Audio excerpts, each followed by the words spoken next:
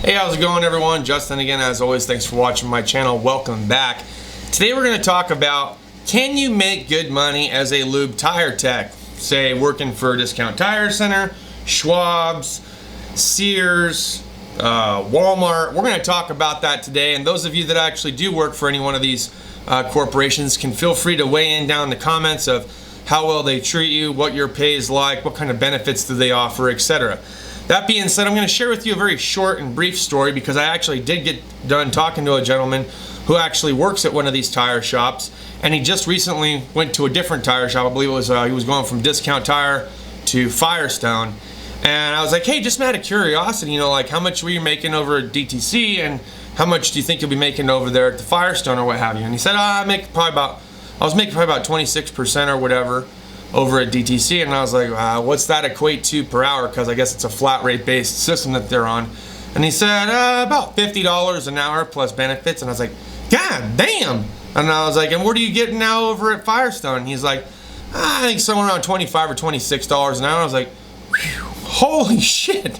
And I would have never expected that from a lube tire shop. Something else that I think that a lot of young guys kind of forget about is that when you go to work for some of these places, let's give it Sears Auto Center for a minute because I was there for a couple years, they actually will give you discounts at the store. So I think I was getting like 20% discount as an employee for Sears Auto Center, and I have heard from a couple of guys that used to work at the Walmart that ended up coming over to Chrysler that in fact Walmart was offering them matching share options. So for however much they put in, Walmart would match them after such a period of time, and they had passed their probationary period. Walmart would match it, and of course then they would be able to have, you know, a nice compounding interest over time by holding onto their stock. And then when they left, they had the option of selling out and cashing out, and they had all the money that they had put in and then some, right? Twice as much. So that's a pretty good deal.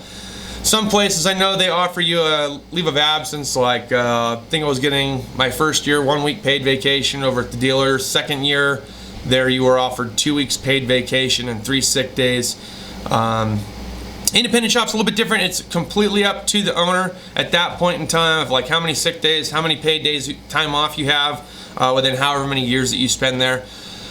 But over at the Sears Auto Center, I think we were offered like, I think it was like 4 or 5 days paid vacation. You had to be there for at least 12 months before you got that. And I don't think they gave you any sick days because if you were sick, you were sick, and that's what it was. Now for holidays, they would give you like time and a half and then double time depending on how many holidays that you worked. So if it was like a back-to-back thing, so if you worked like Christmas Eve, Christmas Day, and then New Year's or something like that, they would pay you extra incentive behind that. I don't know what their hours of operation are nowadays, because that was back in 2010 when most establishments, their busiest time was during Christmas, so that was like a huge deal. So even though they were open, they were limited on how many vehicles that they were really bringing in. It was more so to get people into the doors and then to show like that we were still available, you know, tire patch job, alignment, stuff like that. We didn't have very many big jobs because of course everyone was window shopping and shopping for Christmas. But I wanted to raise a discussion today because I know that there's a lot of people out there that still ask me from time to time,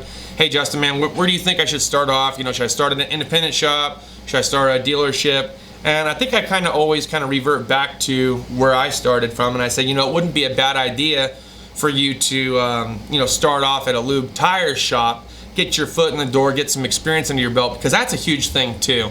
In fact, when I was over in Tennessee hanging out with Jay Young, we were talking about this for a little bit, that, you know, when his he had a relative that wanted to be a cop, and he went through school, got all of his training done, but then when he went to go try to join up with the sheriff's department, they told him that he needed some experience before they brought him on board. Now, how do you get that experience if no one lets you in? And that's kind of like what I'm kind of bringing to the plate here with the mechanic thing, and I think even other jobs out there too.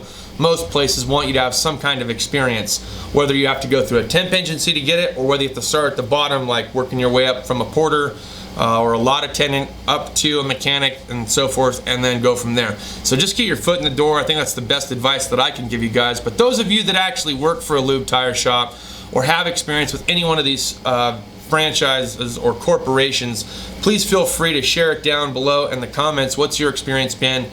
What's your pay like been? Is it good benefits? I've heard of some guys that keep and they stay at a lube tire steering and suspension shop almost indefinitely because they're so happy with the outcome, whether it's pay or benefits. So, but you guys know, you're in it right now. Most of you guys that are doing it, you got all the experience in the world to share with everybody else right now down in the comments. So leave a comment, let us know. Lots of questions being asked on this. Is it worth being a lube tire tech today? Is it a good place to start off as a mechanic? That's all I got for this video. Thanks as always for watching. We'll see you guys next time. Cheers and deuces.